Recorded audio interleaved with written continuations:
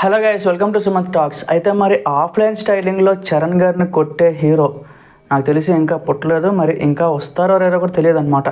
So ఎందుకు అంటే ఏదో 1 సంవత్సరం 2 సంవత్సరాలు అలాంటి పేరు మెయింటైన్ చేస్తే పర్వాలేదు, బట్ ఎప్పుడో 10-15 సంవత్సరాల నుంచి కూడా ఆయన అయితే ఈ ఆఫ్ స్క్రీన్ స్టైలింగ్లో అయితే నిజంగా అల్లాడిస్తూ ఉంటాడనమాట.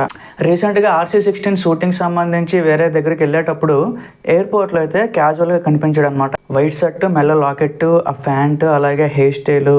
నిజంగా అసలు అంటే ఒక స్టైల్ని అంత ఈజీగా పుల్ ఆఫ్ చేయొచ్చా అని చెప్పి నిజంగా అయితే ప్రూవ్ చేస్తూ ఉంటాడనమాట. మరి ఆయన ఇంటెన్షనల్గా చేస్తాడో ఆయన అలానే ఉంటాడో మరి తెలియదు, కానీ ఎప్పుడు కనిపించినా ఇంకా సోషల్ మీడియాలో అయితే హల్చల్ చేస్తూనే ఉంటాడనమాట. సో ఇలాంటి లుక్సే RC16లో కూడా మనకు పడుతున్నాయి గైస్.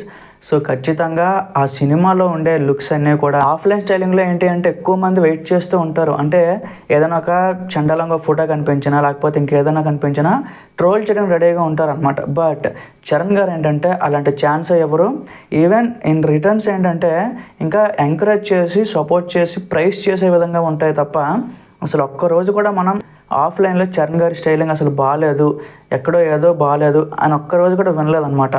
సో మరి ఆయన స్టైలింగ్కి ఆయన స్వాగ్కి ఉండే రేంజ్ అలాంటిదన్నమాట. సో ఇది ఆబ్వియస్గా ధ్రువ సినిమా నుంచి అయితే ఈ స్టైలింగ్ ఈ లుక్స్ అంతా కూడా ఇంకా పెరిగాయని చెప్పుకోవచ్చు అనమాట. సో మరి ఈయన ఫ్యూచర్లో ఇంకెలా మెయింటైన్ చేస్తాడు, ఆ బాడీ మరి ఏం తింటాడో ఏంటో తెలియదు, కానీ నిజంగా మిగతా అందరూ కూడా యాజ్ ఇట్ ఈజ్ అలాంటి లుక్సే కోరుకుంటూ ఉంటారు, అలాంటి ఫిజికల్ స్ట్రక్చరు.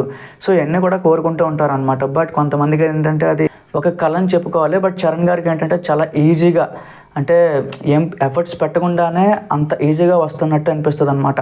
సో మరి ఆఫ్లైన్ స్టైలింగ్లో ఈయన కొట్టేవారు లేరు, ఇంకా రారని కూడా చెప్పుకోవచ్చు. సో మరి ఫ్యాన్స్ కూడా ఈ ఫోటోలు చూసిన తర్వాత అయితే నిజంగా చాలా ఇంప్రెస్ అవుతున్నారు అనమాట. ఎందుకంటే RC16లో సేమ్ ఆ లుక్స్, ఆ గెడ్డం దాంతోనే కనిపిస్తాడు కాబట్టి రంగస్థలంలో ఎంత మంచిగా అనిపించిందో ఇప్పుడు ఈ సినిమాలో కూడా ఖచ్చితంగా అయితే నచ్చుతుంది అనమాట అందరికీ. సో మరిన్ని అప్డేట్స్తో నేను మళ్ళీ మీ ముందుకు వస్తాను గైస్. బర్త్డే కూడా వస్తుంది, దానికి సంబంధించి కూడా అప్డేట్ పోస్ట్ చేస్తాను. Thank you.